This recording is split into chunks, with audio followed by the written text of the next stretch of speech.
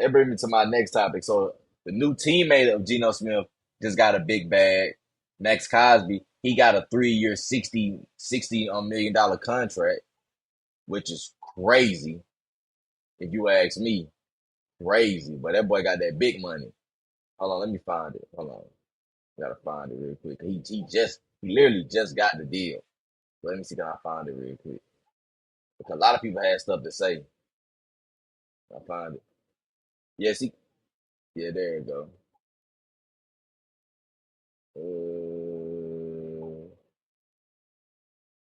So basically, Max Crosby got a 3 year, $106.5 million contract, and he got a lot of money guaranteed. Hell, a lot of money guaranteed. And before today, we gonna get into the next topic. He was the highest paid non-quarterback in NFL history with 35.5 annually. 35.5 annually. They made him the highest paid non-quarterback in NFL history and the NFL right now. And I look at this, bro. You got to give him the bag. You want to keep him, bro, because you need somebody like a Max Crosby on your team, bro. You're talking about a dog. You're talking about a dude. It ain't about just the sacks. It's about just putting his teammates in position to make plays. He's just an all-around team guy, bro.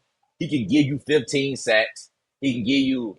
He can lead your team. He can lead the league. He can tackles for loss. He's great in the run game, but he also can redirect runners into the motion, into the audience, into the crowd, until his teammates, and make plays like that, bro. He put his teammates in position to make plays, bro. He gonna keep outside containment, but keeps the running back inside and where the defenders at, where his teammates at, and they make plays, bro. He's just an all around defensive lineman, defensive end, bro. He's somebody you want on your defensive line and one of your team, bro, because he's good at all phases of playing the D line position, bro. He got injured this year, so his season was held. His season was short. He had a short season this year because he got injured, but he was on his way of having another great season. He still made a Pro Bowl.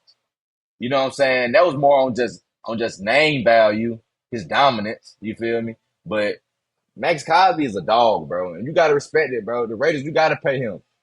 You know what I'm saying? You gotta pay him. You know what I'm saying? To me, he's the face of your defense. He's the face of your defense. And if you want to convince your fans that you're trying to win, you gotta pay him, bro. He's the cornerstone of the defense. You gotta find a cornerstone on the offense. Right now, you can say Geno Smith, he's the cornerback, so by default, he'll be the cornerstone. But you have your cornerstone on defense. You have the guy that's gonna be there for 3 or 4 more years of his career. Now it's time to just bring guys around him to make that defense better and bring guys around Geno Smith to make the offense better, bro. Because once you do that, then you can start competing against the Chiefs. Now you can compete against the Chargers and compete against Bo Nix now. Because you're in a division where all those quarterbacks are young, bro. Patrick Mahomes, 29. Justin Herbert, I think Justin Herbert, like 27. Bo Nix, like 25. These guys are young. These guys are going to play at least 6 to 10 more years in the league.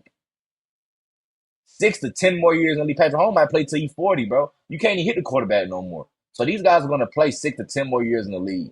And if you're the Raiders, if you can't get that quarterback position, bro, you're going to be sorry for another 6 to 10 more years because you can't figure out that quarterback position, and you just can't figure out how your team can just be successful in general.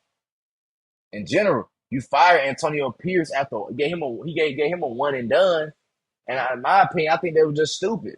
Now you're bringing in Pete Carroll, who has more credentials and more credibility than Antonio Pierce. Don't get me wrong, but he's more on the older side. How many years does he have left? Don't you want to bring in the guy that you could potentially have for 10 years? Or you're just trying to bring in the guy to build the team up and build foundation for so when the next guy come in, it won't be a hard task for him, bro. It's like you just jump in. It's like you never left. Like the team never skipped a beat. You bring in somebody who's already comfortable in.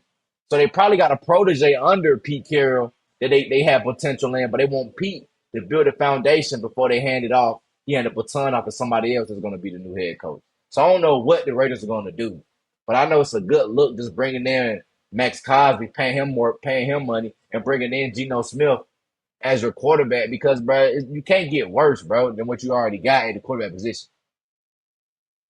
You can't get worse because Gardner Mitchell and O'Connell, he's still young. Don't give up on him. I think he should stay the backup. But with Mitchell, bro, they were awful, bro. And if you watch the Raiders, their defense is not that bad, bro. Their defense is not that bad. So their defense is really not the issue. The offense just got to make plays in critical moments of the game, bro. If they make plays in critical moments of the game, they could be a team that we look at and say, "Damn, okay, the Raiders 8-1.